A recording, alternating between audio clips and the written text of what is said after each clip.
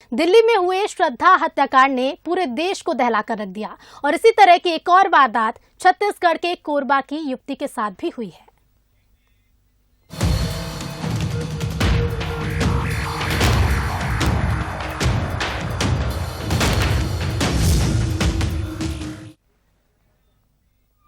छत्तीसगढ़ में दिल दहलाने वाली घटना सामने आई, जिसने श्रद्धा मर्डर केस की धुंधली होती तस्वीर को एक बार फिर से हरा कर दिया। कोरबा की रहने वाली तन्नू कुर्रे की लाश ओडिशा के बलांगीर के जंगल में मिली, जिसके बाद पुलिस सक्रिय हुई और जांच शुरू की। तो कोरबा जिले की रहने वाली युवती तन्नू कुर्रे बैंक में काम करती थी। उसकी मुलाकात उड़ीसा के बलांगीर में रहने वाले कारोबारी सचिन अग्रवाल से हुई। मुलाकात धीरे धीरे प्यार में बदली। दोनों का 3 साल तक अफेयर चला और उसका अंत जब हुआ तो सबने यही बोला, ये कैसी मोहब्बत।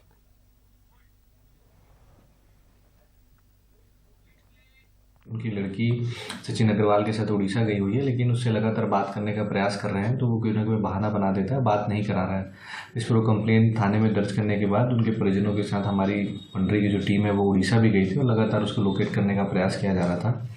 इसी दौरान पता चला कि 24 तारीख को वहाँ पर एक 302 का मामला दर्ज हुआ है। एक अज्ञात बॉडी मिली है किसी महिला की, जिसकी पहचान जो है वो तनु के रूप में की गई है, तनु कुर्रे के रूप में।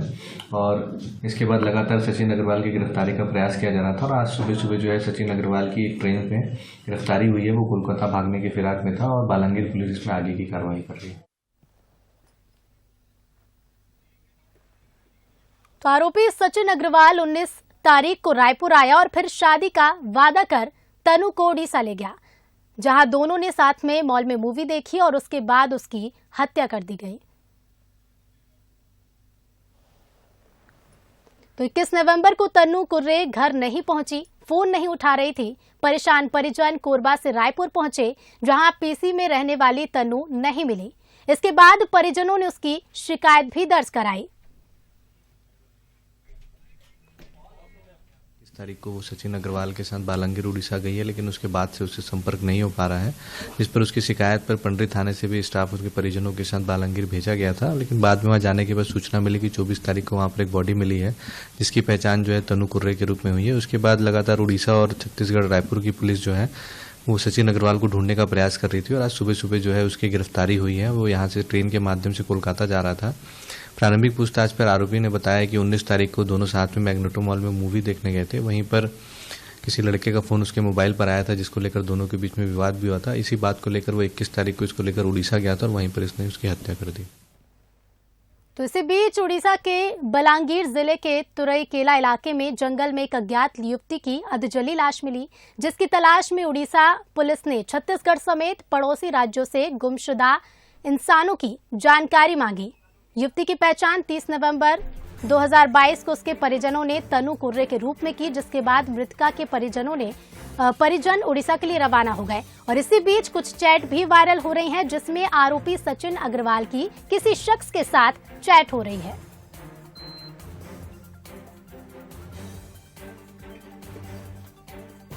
तो छत्तीसगढ़ से दिल दहला देने वाली घटना सामने आई। श्रद्धा मर्डर केस में जांच जारी है और उसी बीच छत्तीसगढ़ की कोरबा की युवती के साथ भी ऐसी वारदात हुई, जिसने पूरे देश को एक बार फिर से दहला कर रख दिया है। कोरबा की रहने वाली युवती है तन्नू कुर्रे, जिसकी लाश ओडिशा के बलांगीर जंगल में मिली। पुलिस सक्रिय हुई और पुलिस ने इस मामले में जांच की। कुछ चैट भी इसी बीच सामने आई हैं, जिसमें आरोपी किसी शख्स से चैट कर रहा है और इसी के सहारे अब पुलिस इसे माध्यम बनाकर इस मामले में आगे जांच करेगी।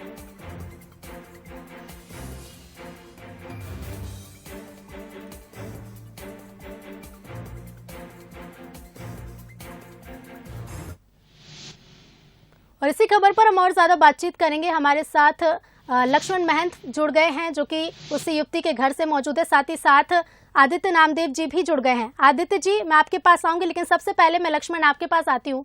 जिस तरह से पूरी वारदात सामने आई है, श्रद्धा मर्डर केस में जांच लगातार जारी है, लेकिन इसी बीच कोरबा से इस तरह की बड़ी वारदात सामने आई है।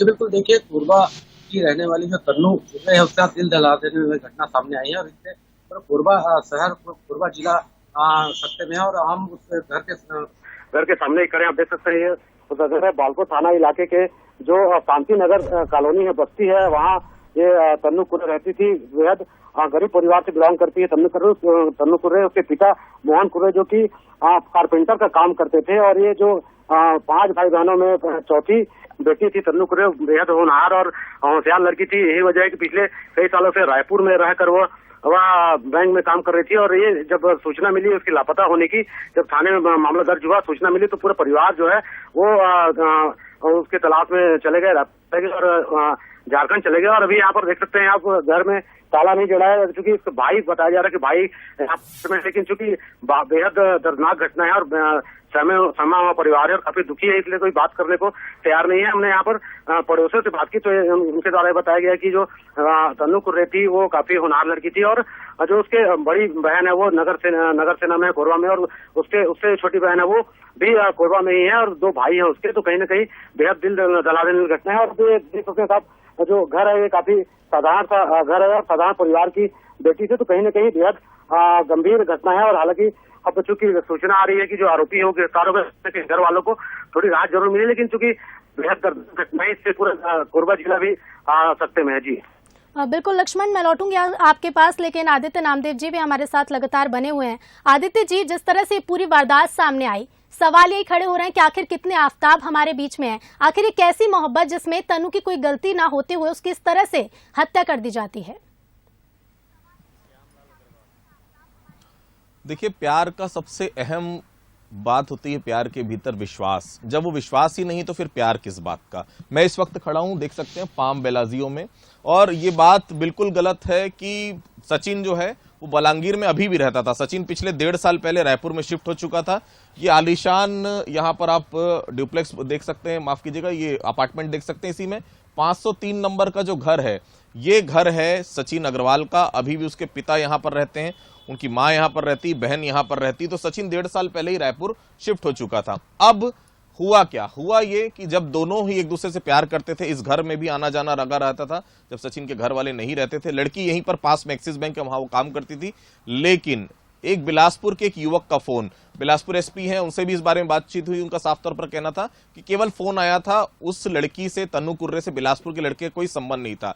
लेकिन शक, प्यार में शक एक बहुत बड़ी वजह होता है किसी भी चीज को डाइवर्ट करने में। इतना ज्यादा दोनों में के बीच में झगड़ा हुआ कि पूरी प्लानिंग करके उसे बलांगीर ले जाया गया। बलांगीर के पास देखिए एक जंगल है, और वहां पर उसको ले जाकर पहले गोली मारी गई और गोली मारने के बाद उसे जला दिया गया ताकि उसकी पहचान सार्वजनिक ना हो सके। ये प्यार है? ये प्यार किस नाते आप इसे प्यार कर सकते हैं? ये प्यार हो ही नहीं सकता। प्यार में दूसरे का सम्मान होता है, प्यार में सामने वाले के लिए सब कुछ करने की इच्छा होती है। सामने वाला जो कहता है वो आदमी करता है, और सामने वाले को कभी दुख नहीं पहुंचा सकता अगर वो उससे वाकई में सच्चा प्यार करता है। ये सच्चा प्यार नहीं है, ये फिल्मों में देखा। और पूरा जो मेरे पास जानकारी है, वहां के एसपी से बात हुई है, क्राइम पेट्रोल देखकर पूरी पटकथा रची गई थी। बकायदा गाड़ियां बीच में चेंज की गई, बकायदा जब मैग्नेटो मॉल में मुलाकात थी उसके बाद ये पूरा प्रकरण जो है, ये दिमाग में सचिन क्या है कि किस तरह से उसको वहां पर लेकर जाना है, किस तरह से उसे गोली मारना है, कहां पर मोबाइल बंद करवाना है ताकि पुलिस उस तक ना पहुंच सके। लेकिन देखिए, आरोपी कितना भी शातिर हो, कानून के शिकंजे में आ ही जाता है। उसको जलाया गया वहां पर उसकी बॉडी रिकवर हुई और पहचान तन्नू कुर्रे के रूप में, क्योंकि बॉडी पूरी जल नहीं पाई थी, उसके पहले पुलिस को सूचना मिल गई। 24 तारीख को ये बॉडी वहां पर रिकवर हुई है। तो बड़ी घटना है अपने आप में।